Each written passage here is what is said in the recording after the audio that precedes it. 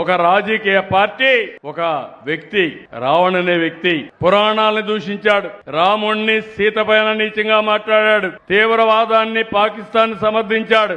అలాంటి వాళ్ళకు అండగా ఆర్థిక సహాయం ఈ గొడ్డలి పార్టీ చేసే పరిస్థితి వచ్చింది. నేను ఒకటి అడుగుతున్నా, సరే రావణ్ వాళ్ళు చెప్పినట్టు మా మనిషి అయితే పిఠాపురంలో బెయిల్ ఎందుకు వచ్చింది అతనికి? అతను రామన్, అతని పేరు జోసఫ్ అని మార్చారు. అతను కమ్మ అని చెబుతున్నాడు, కాదు అతను దళిత్ అని చెబుతున్నారు వీళ్ళు. అతను నేను క్రిస్టియన్ కాదురా బాబు అన్నారు, కాదు నువ్వు క్రిస్టియన్ అంటారు. దేనికి ఇదంతా ఎందుకు? అతని పేరు ఎందుకు మార్చారు? అతని కులం ఎందుకు మార్చారు?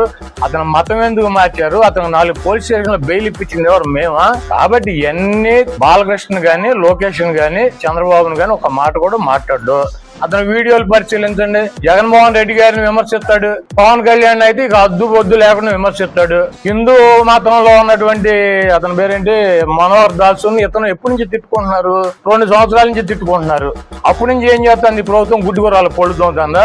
పవన్ కళ్యాణ్ పట్టుకొచ్చి 4 స్టేషన్లు తిప్పి 5వ స్టేషన్ లో ఉప్మా కేసు పెట్టేదాకా ఈ తెలుగుదేశం ప్రభుత్వం ఎందుకు పెట్టలా? అతను అంత ద్రోహి అయితే తెలుగుదేశం పార్టీ మరి అందరి మీద, చిన్న వాళ్ళ మీద, సోషల్ మీడియాలో పనిచేసే వాళ్ళ మీద కేసులు పెడతాగా మరి వీళ్ళు ఎందుకు పెట్టలా? తెలుగుదేశం పార్టీ ఇన్వాల్వ్మెంట్ లేకుండా 4 చోట్ల బెయిల్ వస్తుంది అతనికి. జగన్మోహన్ రెడ్డి గారు ఇప్పించాడు బెయిల్. అయినా ఆయన పట్టు వాళ్ళని విక్రమార్కులకు ఉపమా చట్టం పెట్టాడు. ఇక సర్లే సావని అని వదిలేసి కులం, మతం, పేరు అన్ని మార్చి మా మీదకు తోలేరు. ఇక్కడ వైఎస్ఆర్ కాంగ్రెస్ పార్టీకి మాకు ఎటువంటి నష్టం లేదు. చంద్రబాబు నాయుడిని నమ్ముకుని ఇట్టాకి వెళ్తే మునిగేది జనసేన, మాకేం ప్రాబ్లం లేదు. ఇదే ప్రత్యక్ష ఉదాహరణ.